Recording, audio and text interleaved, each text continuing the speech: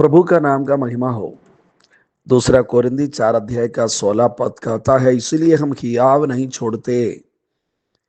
यद्यपि हमारा बाहरी मनुष्य तो नष्ट होता जाता है, तो भी हमारा भीतरी मनुष्य दिन दिन प्रतिदिन नया होता जाता है।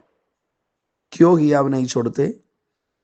जी, आगे लिखा है, क्योंकि हमारा पल भर का हल्का सा क्लेश हमारे लिए बहुत ही महत्वपूर्ण और आनंद महिमा उत्पन्न करता जाता है। प्रभु का धन्यवाद हो। प्रेरित पौलुस को यह दर्शन मिला है। प्रेरित पौलुस से बात परमेश्वर की ओर से समझ गया है। प्यारो, मुझको और आपको भी ये बात समझना है। इसी अध्याय का, ये 4 अध्याय का 8 पद से देखेंगे तो वहां पर पौलुस कहता है, प्रेरित कहता है, हम चारों ओर से क्लेश तो भोगते हैं। चारों ओर से क्लेश, क्योंकि घर वाले विरोध हो गए, यहूदी लोग विरोध में हो गए, अन्य जाति के लोग विरोध में हो गए। तो पैसा की कमी, मार खाते खाते तबीयत खराब हो गया। जी हाँ, चारों ओर से क्लेश। लेकिन कहते हैं पर संकट में नहीं पड़ते। निरुपाय तो है पर निराश नहीं होते।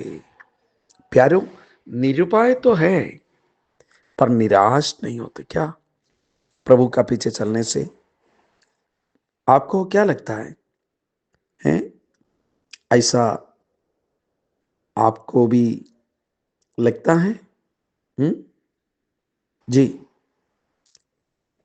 निरुपाय होने पर भी निराश नहीं होते, आप बोल सकते हैं। हम लोग ऐसा बोल सकते हैं। और 9 पद में कहते, सताए तो जाते हैं पर त्यागे नहीं जाते। कौन त्यागा नहीं? परमेश्वर उनको त्यागा नहीं। यीशु ने कहा, इस दुनिया में तुमको कष्ट है, क्लेश है, लेकिन ढाढ़स बांधो, मैंने इस दुनिया को जीत लिया है। जी हाँ, प्रभु का धन्यवाद हो। कहता है, we are afflicted in every way but not crushed, perplexed but not driven to despair, persecuted but not forsaken। जी हाँ, struck down but not destroyed। जी हाँ, कहते हैं गिराए तो जाते हैं पर नष्ट नहीं होते। प्रभु को धन्यवाद करते हैं। प्यारो, ये मेरा और आपका गवाही होना चाहिए। कब बोल सकते हैं हम लोग ऐसा गवाही? कब बोल सकते हैं? ये जो जानकारी, ये जो गहरा ज्ञान, ये जो रेवलेशन मेरा और आपका जब होगा, तब हम भी ऐसा बोलेंगे। क्या है रेवलेशन? हमारा पल भर का हल्का सा क्लेश। ये पल भर का हल्का सा क्लेश है क्या? इतना मार खाने, ये दूसरा कोरिंथी 11 अध्याय में ना, आप पढ़ लीजिएगा, तो इतना मार खाया, पत्थरवाह हुआ, क्या क्या। देखो, आज हम लोग कई जगह पर विरोध के बारे में सुनते हैं। हमने कई जगह पर लोगों से पूछा, विरोध होने वाला जगह पर पूछा, आप मार खाए? 100 लोग बैठते हैं तो उनमें से मुश्किल से 2-3 लोग बोलते हैं मार खाए। विरोध वाला जगह वहां पर हम पूछते हैं तो तब भी लोग बोलते हैं 2-3 लोग। कितना मार खाया? एक बार। अभी हमने एक जन से पूछा, आप भूखा रहा? एक जन हाथ उठाया। मैंने बोला, कैसा भूखा रहा? बोला, मैं उपवास में था। उपवास में आप भूखा रहा? ये कौन सी बात है? वो तो होना ही है। आप प्रभु के कारण, पौलुस उपवास रहा, भोजन नहीं था, इसीलिए जबरदस्ती। हमको ऐसा कोई कष्ट प्रभु की दया से हमारे देश में, भारत में अभी भी नहीं है। कई देश में है।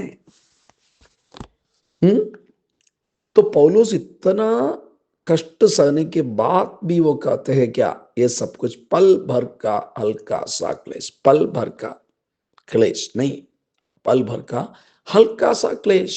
जी हाँ, ये कैसा बोल रहे? क्योंकि उन्होंने आने वाला उन दिनों को देख रहा है। क्या है? ये हमारे लिए बहुत ही महत्वपूर्ण और आनंद महिमा उत्पन्न करता जाता है। आनंद महिमा, बोलिए आनंद महिमा।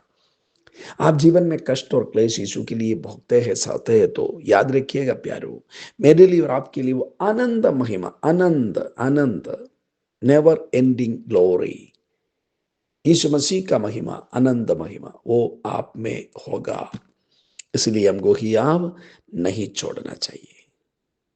परमेश्वर, हम कभी भी निराश होकर पीछे नहीं हटने वाले, बल्कि आगे बढ़ने वाले होने पाए, क्योंकि हमारे लिए अब आनंद महिमा रखा है।